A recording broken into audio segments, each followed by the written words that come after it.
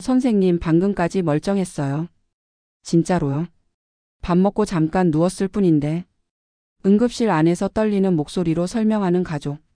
그 옆엔 산소 마스크를 쓰고 의식을 잃은 할아버지가 누워 있습니다.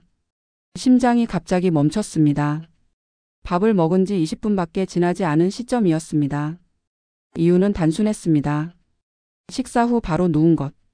그 작은 행동 하나가 위에서 위산을 역류시키고 기도로 넘어간 내용물이 급성 흡인성 폐렴으로 이어진 겁니다. 응급의학과 전문의들은 말합니다. 노인 환자의 응급 상황 중 상당수가 식사 직후 발생합니다. 사소해 보이지만 절대 사소하지 않은 행동들이 치명적인 결과로 이어질 수 있습니다. 우리는 하루에 3번 식사를 합니다. 1년에 약 1000번, 60세 이후라면 인생의 식사는 10,000번을 훌쩍 넘기게 되죠.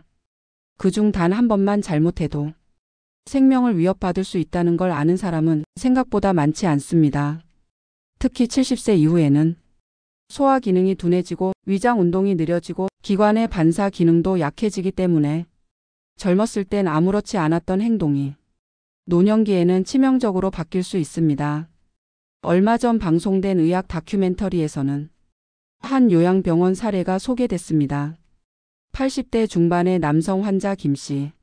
식사 후 15분 만에 호흡곤란으로 쓰러졌고 CT 촬영 결과 폐에 음식물이 흡입되어 급성 폐렴이 진행 중이었습니다. 담당 간호사의 말이 인상 깊었습니다. 그 어르신은 평소에도 식사 후 바로 침대에 누우셨어요. 본인이 편하다고 하시면서.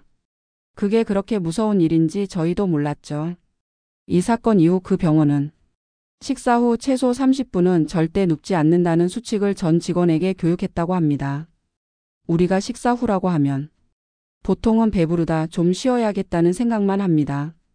하지만 70세 이후에는 이 식사 후 30분이 혈압 변화, 위장 상태, 뇌혈류 흐름, 폐 기능에 큰 영향을 주는 위험 구간이라는 사실 꼭 기억하셔야 합니다. 또 한 가지 사례가 있습니다. 경기도의 한 76세 여성분, 아침밥을 드신 직후 화장실에서 쓰러지셨습니다. 가족은 뇌졸 중인 줄 알고 119를 불렀지만 병원 진단은 뜻밖에도 기립성 저혈압에 의한 실신이었습니다. 식후 위장으로 혈류가 몰리면서 전신 혈압이 순간적으로 떨어졌고 급하게 일어난 탓에 뇌로 가는 혈류가 부족했던 거죠. 의사 선생님은 이렇게 말했습니다. 식후엔 갑작스럽게 움직이지 말고 적어도 20에서 30분은 안정적으로 앉아 계셔야 합니다. 그녀는 깜짝 놀랐습니다. 예전엔 밥 먹고 바로 부엌 일하고 시장도 가고 했는데 지금 생각하면 그때도 몇 번 어지러웠던 적이 있었어요. 그게 그거였을까요? 그렇습니다. 우리가 놓치는 신호는 사실 이미 몸에서 수없이 보내고 있었습니다. 식사 후 잠깐의 안일함이 심장과 뇌, 폐에 치명적인 부하를 줄 수 있습니다. 심지어 한국소비자원 통계에 따르면 고령자의 응급 이송 사유 중 식후 급성 증상으로 인한 119 출동 사례가 최근 3년간 27% 증가했다고 합니다. 식사를 마치면 우리의 몸은 소화에 에너지를 집중합니다. 혈류는 위장 쪽으로 몰리고 심장은 더 빠르게 뛰며 소화기관에 산소를 공급하느라 바빠집니다. 이때 급하게 움직이거나 눕거나 뜨거운 물에 들어가거나 하면 이 균형이 깨져버리는 거죠.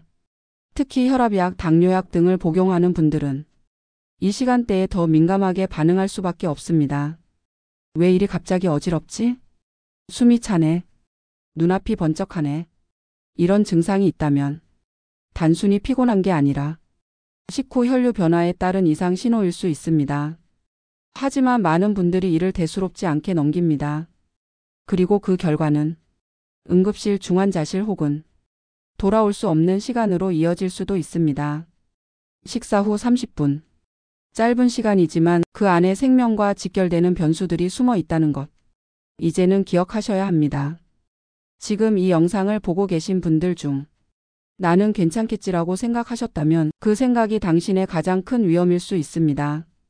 우리는 대부분 사고가 난 다음에야 그 행동이 위험했다는 걸 깨닫습니다.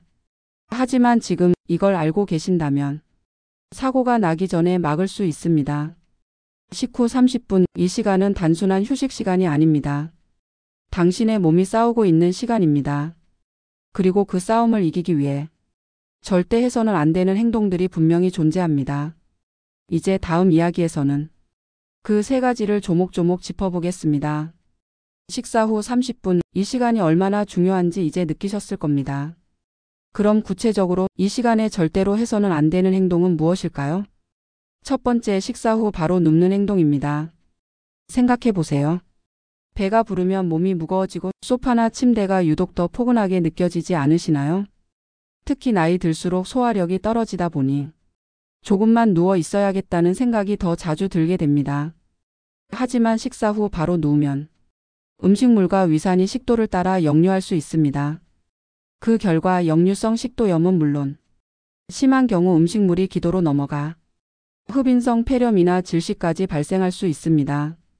우리 이웃인 김 할아버지도 점심 드신 후 거실에서 베개 하나 깔고 누우셨다가 숨이 차고 가슴이 답답해져서 응급실에 실려 가셨습니다. 그분은 평소에도 소화가 잘 안 된다고 하셨는데 병원에서는 식도염 초기 증상에 폐렴 초기 진단까지 받으셨습니다. 밥 먹고 누우니까 그렇게 편하던데 그게 이렇게 위험한 줄은 몰랐어요. 누워있는 자세는 위에서 식도로 음식물이 올라오기 쉬운 각도입니다. 특히 노년기엔 위장 운동이 느려지기 때문에 음식물이 위에 오래 머물게 되고 그 자체가 부담이 됩니다. 적어도 30분은 등받이 있는 의자에 바르게 앉아 편안하게 몸을 세운 채로 휴식을 취하셔야 합니다. 두 번째, 식사 직후 뜨거운 물에 들어가는 행동입니다. 식사하고 나서 뜨끈한 욕조에 들어가면 소화 잘 되지 않나? 이렇게 생각하시는 분들 의외로 많으십니다. 하지만 식사 직후의 목욕, 특히 뜨거운 물 목욕은 심장과 혈관에 큰 부담을 줍니다. 음식을 먹으면 몸속 혈액이 위장으로 몰립니다. 그 상태에서 뜨거운 물에 들어가면 피부로 또 혈액이 몰리게 되죠. 이때 심장은 2배 이상 열심히 뛰어야 합니다. 혈압이 급격히 떨어지거나 심장이 과부하로 인해 두근거리고 어지러운 증상이 나타날 수 있습니다. 76세의 이 여사님은 식후 목욕을 좋아하셨습니다. 하루 중 유일한 나만의 시간이라며 밥 먹고 나서 욕조에 물을 받아놓고 조용히 앉아 계시곤 했죠. 그런데 어느 날 목욕 중 갑자기 쓰러지셨습니다. 다행히 가족이 빨리 발견해서 큰일은 피했지만 진단은 식후 급성 저혈압성 실신이었습니다. 그 이후로는 식사 후 1시간은 꼭 쉬고 나서 미지근한 물로 샤워만 하신다고 하더라고요. 세 번째, 격한 운동이나 무리한 움직임입니다. 밥 먹고 산책은 좋지만 무거운 짐을 들거나 갑자기 뛰거나 몸을 굽혔다 일어나는 등의 행동은 위험할 수 있습니다. 식사 후에는 우리 몸이 소화에 집중하느라 운동 능력이 일시적으로 떨어집니다. 균형 감각도 둔해지고 혈압이 흔들리기 쉬운 상태가 되죠. 이 때문에 무리하게 움직이면 기립성 저혈압, 심장 두근거림, 현기증 등이 올 수 있습니다. 경북의 한 마을회관에서 어르신들이 점심 식사를 마치고 행사 준비로 탁자와 의자를 옮기시던 중 78세의 박 어르신이 갑자기 주저앉으셨습니다. 손에 들고 있던 의자가 툭 떨어졌고 어지럽다는 말을 마지막으로 바닥에 쓰러지셨다고 합니다. 119가 도착했을 때는 맥박이 불규칙했고 당시 혈압은 85/50으로 심각하게 낮은 상태였습니다. 병원에서는 식후 저혈압과 갑작스런 근육 사용이 겹쳐 실신으로 이어진 사례라고 설명했습니다. 박 어르신은 이후로 밥 먹고는 절대 움직이지 않으신다며 이제는 손자들이 설거지하는 것도 못 말려 움직이면 혼나요, 우리 집에선. 이렇게 웃으시며 말씀하셨습니다. 사소해 보이는 행동 하나가 이렇게 심각한 결과로 이어질 수 있다는 것. 몸이 건강한 사람도 위험할 수 있는데 혈압약, 당뇨약을 복용하거나 심장 질환 이력이 있는 분들에겐 치명적일 수 있다는 점을 꼭 기억하셔야 합니다. 식사 후 30분은 몸이 쉬는 시간이 아니라 내부 기관이 바쁘게 일하는 시간입니다. 그럴 땐 가만히 의자에 바르게 앉아 천천히 숨쉬고 가벼운 대화나 조용한 음악을 들으며 몸이 소화에 집중할 수 있도록 도와줘야 합니다. 지금까지 무심코 하던 식후 행동 이제 바꿔야 할 때입니다. 바로 눕기, 뜨거운 물 목욕, 무리한 움직임. 이 3가지만 조심하셔도 당신의 하루 아니 당신의 생명은 훨씬 더 안전해질 수 있습니다. 다음 이야기에서는 이 식사 후 시간에 어떤 행동이 당신의 건강을 지켜주는지 하면 좋은 습관들을 하나씩 알려드리겠습니다. 방금 말씀드린 것처럼 식사 후 30분은 절대로 가볍게 넘겨선 안 되는 시간입니다. 하지만 그렇다고 아무것도 하지 않고 무조건 가만히 있는 게 좋은 건 아닙니다. 잘못된 행동은 피하고 바른 습관을 실천하면 이 30분은 오히려 당신의 건강을 되살리는 골든타임이 됩니다. 그럼 지금부터 노후 건강을 지켜주는 식사 후 좋은 습관들을 하나씩 알려드릴게요. 첫 번째, 바른 자세로 앉기입니다. 밥을 먹고 나서 바닥에 다리를 쭉 뻗고 앉아 계시는 분들 많으시죠? 혹은 소파에 푹 꺼져서 기대거나 몸을 삐딱하게 세워 앉으시는 경우도 많습니다. 그런데 이런 자세는 위에서 식도로 음식물이 올라오기 쉬운 각도입니다. 심하면 가슴이 타는 듯한 쓰림, 역류성 식도염 증상으로 이어질 수 있습니다. 제 어머니도 예전에 식사 후 식탁 옆 작은 의자에 턱을 개고 비스듬히 앉아 TV 보시다가 속이 갑자기 확 올라오는 느낌이 든다며 불편함을 자주 호소하셨습니다. 그때 의사 선생님이 앉더라도 등을 세우고 무릎은 엉덩이보다 약간 낮게 두세요. 가능하면 등받이 있는 의자에 앉으세요. 이렇게 알려주셨어요. 그 후 어머니는 식사 후 의자에 바르게 앉아 TV 보거나 책을 읽는 시간을 가지시는데 그 이후론 속쓰림이 거의 사라지셨답니다. 바른 자세 하나만으로도 위와 식도의 부담이 줄어들고 소화 기능이 훨씬 좋아집니다. 두 번째, 미지근한 물 한 잔 마시기입니다. 식사 직후 너무 찬 물이나 뜨거운 물을 마시는 건 위장에 자극을 줄 수 있습니다. 특히 찬물은 위벽의 혈관을 수축시켜 소화효소 분비를 줄이고 소화불량을 일으킬 수 있죠. 반대로 미지근한 물은 위장에 부담을 주지 않으면서도 소화 과정에 필요한 수분을 보충해 줍니다. 저희 삼촌은 식사 후 항상 작은 보온병에 담아둔 따뜻한 보리차를 한 모금씩 드세요. 한 잔 마시고 나면 속이 편안해지고 왠지 기분도 따뜻해져. 이렇게 말씀하시죠. 물의 온도는 36에서 40도 정도가 가장 좋습니다. 너무 뜨겁지도 차갑지도 않게. 가능하면 한꺼번에 벌컥 마시기보다는 천천히 조금씩 나눠 마시는 게 좋습니다. 세 번째, 가벼운 대화 나누기입니다. 식사 후에는 혈당이 올라가고 소화기관이 활발히 작동하면서 뇌 활동이 잠시 느려지는 시기입니다. 이럴 때 가볍게 대화를 나누는 것은 두뇌를 깨우고 기분을 안정시키는 데 큰 도움이 됩니다. 단지 이야기 몇 마디가 스트레스를 줄이고 위장 활동에도 긍정적인 영향을 미친다는 연구 결과도 있어요. 저희 할머니는 식사 후 딸, 며느리, 손주들과 그날 있었던 이야기, TV 드라마 얘기, 가끔은 옛날 이야기까지 풀어놓으십니다. 식탁에 앉아 대화를 이어가다 보면 어느새 30분은 훌쩍 지나가고 웃음과 함께 소화도 훨씬 잘 되신다고 해요. 말을 한다는 건 숨을 내쉬고 들이마시는 과정, 즉 자연스러운 심호흡이 되기 때문에 호흡 안정에도 큰 역할을 합니다. 그리고 그건 노년기 불안감 해소에도 큰 도움이 되죠. 네 번째, 걷기입니다. 단 여기서 말씀드리는 걷기는 무조건 움직여라가 아닙니다. 밥 먹고 30분 이상 앉아 있다가 그 다음 가볍게 걷는 건 이게 가장 이상적인 루틴입니다. 예를 들어 점심 드신 뒤 창문 열고 신선한 공기 좀 들이쉬고 소화되길 기다리며 앉아 있다가 30분쯤 지나 아파트 복도 한 바퀴 혹은 동네 골목길 10분 정도 걸으시면 딱 좋습니다.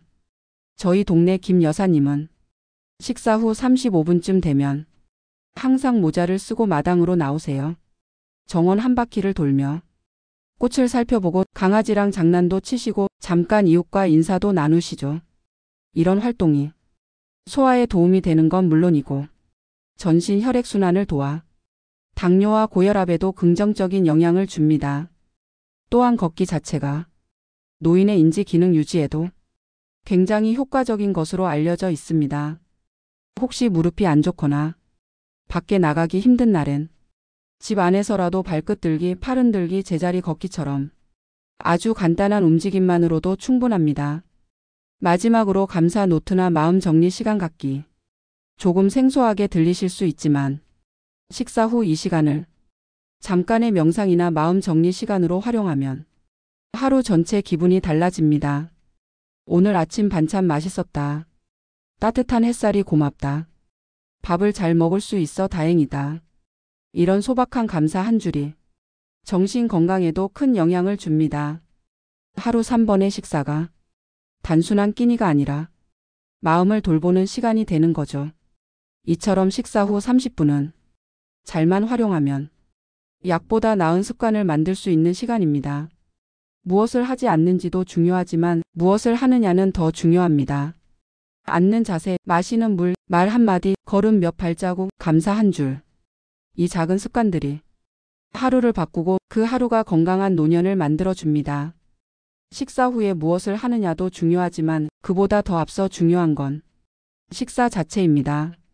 무엇을 먹고 얼마나 먹고 어떻게 먹느냐에 따라 우리 몸은 완전히 달라질 수 있습니다. 식사는 단순히 배를 채우는 행위가 아닙니다. 우리 몸에 에너지를 주고 마음을 다독이고 면역력을 키우는 가장 기본이자 핵심입니다. 그런데요, 많은 분들이 이런 말씀을 하세요. 나는 아무거나 잘 먹어. 그냥 배부르면 됐지 뭘 따져? 예전엔 더 먹었는데 요즘은 입맛이 없어서 조금만 먹어. 하지만 바로 이 그냥이라는 생각이 당신의 건강을 조금씩 무너뜨릴 수 있습니다. 먼저 무엇을 먹느냐입니다. 노년기의 식단은 이전과는 달라야 합니다. 소화력은 떨어지고 신체 기능은 느려지고 비타민과 단백질 흡수율도 낮아지기 때문에 양보다는 질에 집중해야 합니다.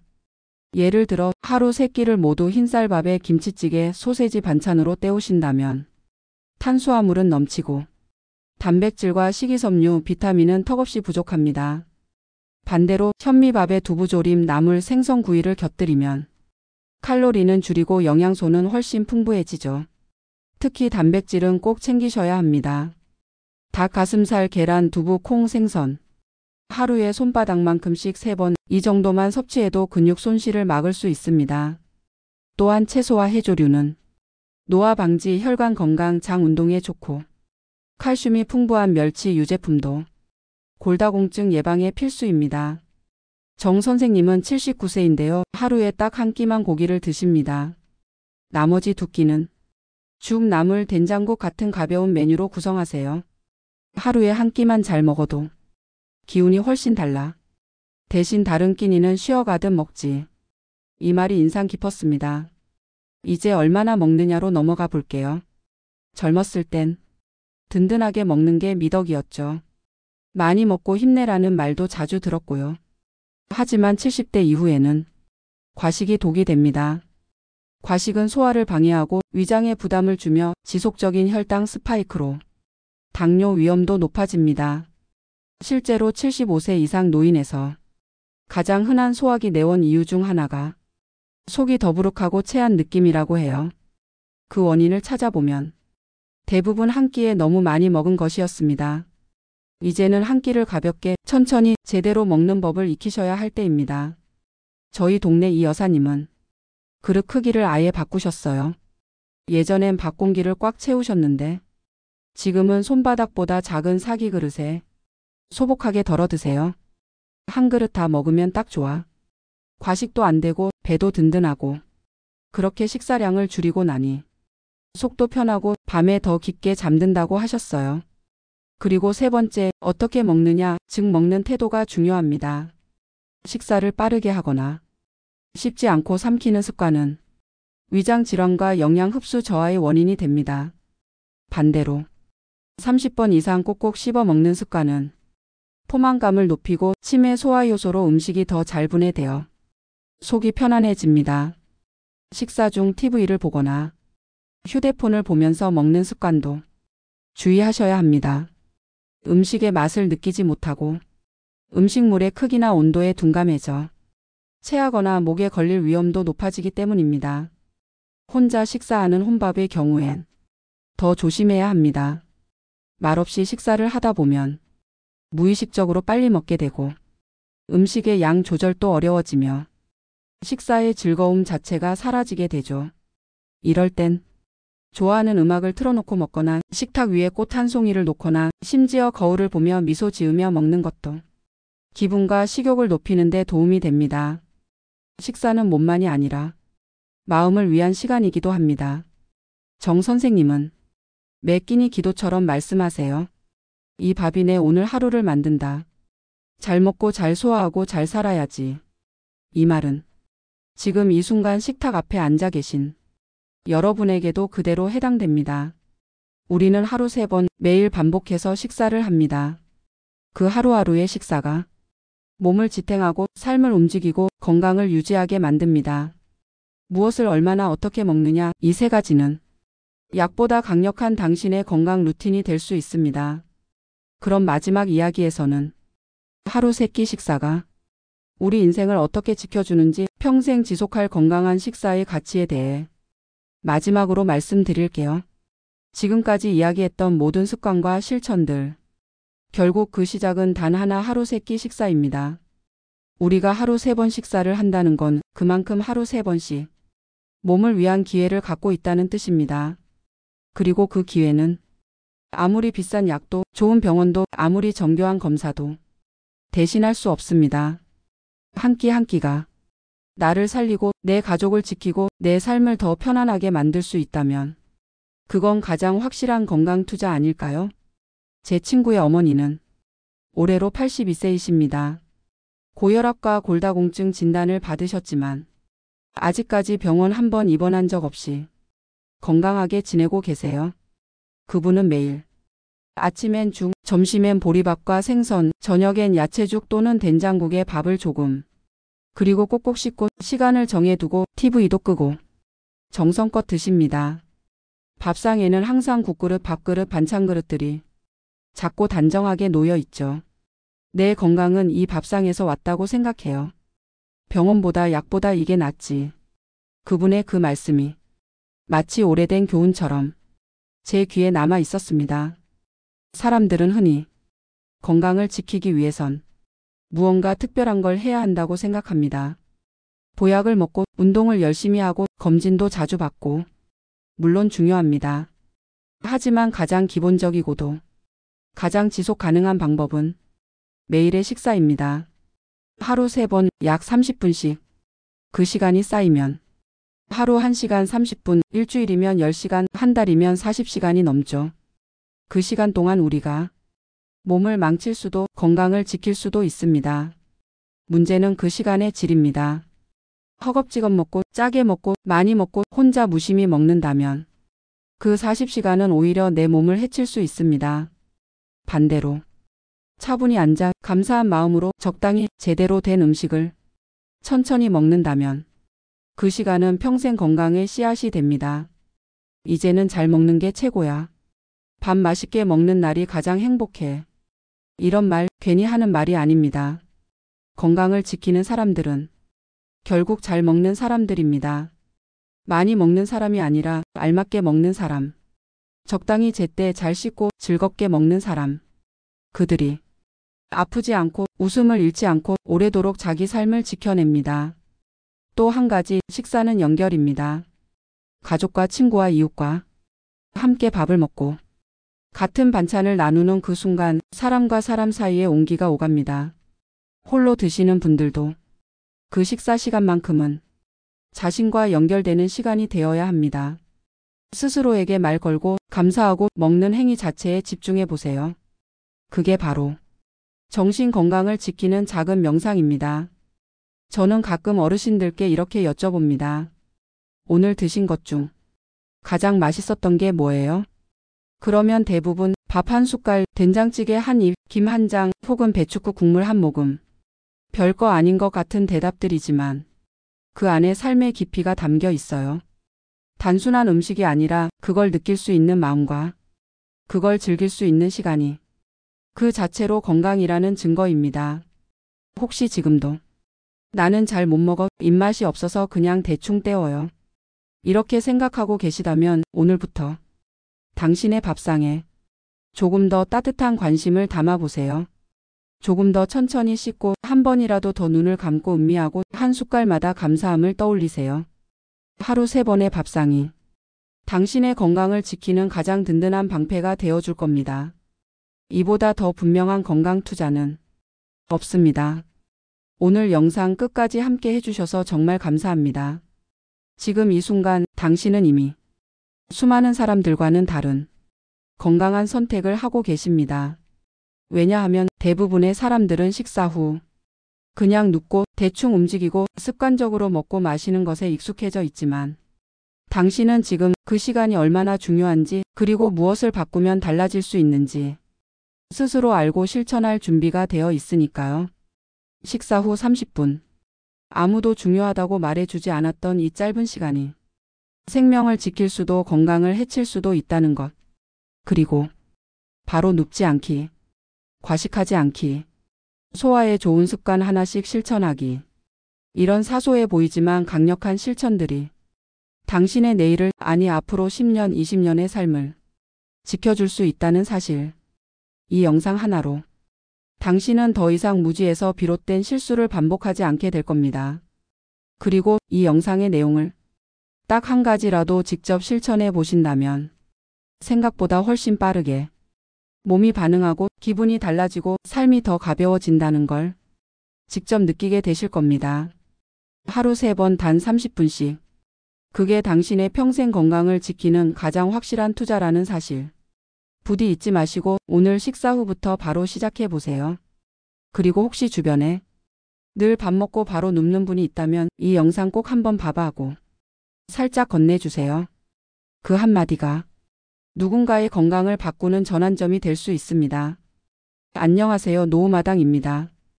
오늘도 함께해 주신 모든 분들께 진심으로 감사드리고요. 이 영상을 끝까지 보신 분들은 앞으로 절대 큰 병에 휘말리지 않고 더 건강한 노후를 살아가실 확률이 훨씬 높아지셨습니다. 구독과 좋아요를 눌러주시는 분들은 로또 당첨되실 거예요. 그리고 여러분의 소중한 의견도 댓글로 꼭 남겨주세요. 혹시 식사 후 했던 실수, 지금부터 실천해 보고 싶은 습관, 당신만의 노하우가 있다면 짧게라도 댓글 남겨주세요. 그 한 줄이 다른 분들에게는 새로운 배움이 되고 삶의 변화가 될 수 있습니다. 노후는 누구에게나 처음입니다. 혼자서 고민하지 마시고 우리 채널과 함께 더 똑똑하게 더 편안하게 건강한 삶을 만들어가 보세요. 다음 영상에서도 더 실용적이고 깊이 있는 정보로 찾아뵙겠습니다. 당신의 식탁이 늘 따뜻하길 바랍니다. 건강하시고 또 만나요.